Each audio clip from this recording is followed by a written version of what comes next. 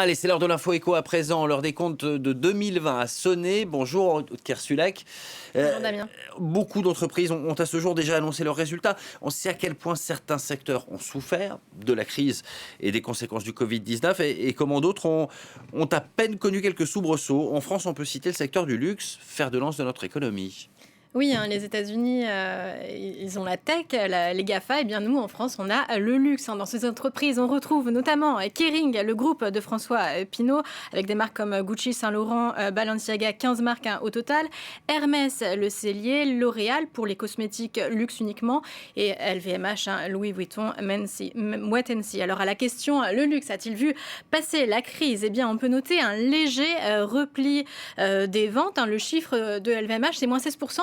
Mais ça s'explique notamment parce qu'il y a eu des magasins fermés, Sephora, mais aussi c'est relativisé parce que par exemple la division mode et maroquinerie, Louis Vuitton, prend 18% pour l'année. Hermès explose tout au dernier trimestre, plus 15% par rapport aux chiffres de 2019.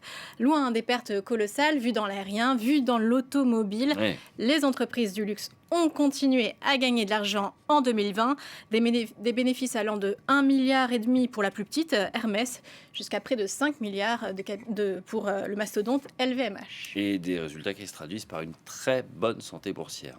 Oui, alors même si ce n'est pas le seul indicateur de performance, il est scruté, il est révélateur de la confiance des investisseurs.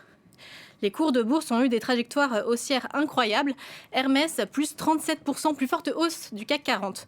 La semaine dernière encore, ces deux valeurs franchissaient des records. Alors la bonne nouvelle, c'est que cette vigueur, eh bien, elle pèse sur l'ensemble de l'indice, car ça y est, les trois plus grosses capitalisations, eh bien, elles sont dans le secteur du luxe. Alors, je vais vous épargner la formule de la pondération du poids de ces entreprises, mais LVMH pèse pour près de 15%, L'Oréal 10%, et Hermès vient de détrôner Total ou Sanofi. Voilà, on voit ce podium. Qu'est-ce qui explique cette confiance que les investisseurs portent dans ce secteur du luxe ? Eh bien, les investisseurs achètent et ils anticipent une croissance toujours plus importante des ventes. Avant crise, le secteur du luxe était connu pour grossir de 5 à 6%.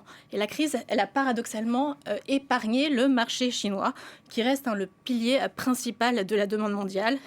Comme il n'y a plus de voyages de tourisme, eh bien, les Chinois, ils consomment en Chine. Ils n'ont pas arrêté de consommer, juste il y a eu un basculement de la consommation en Chine. La consommation de biens de luxe, elle a quasiment doublé en un an, plus 48%.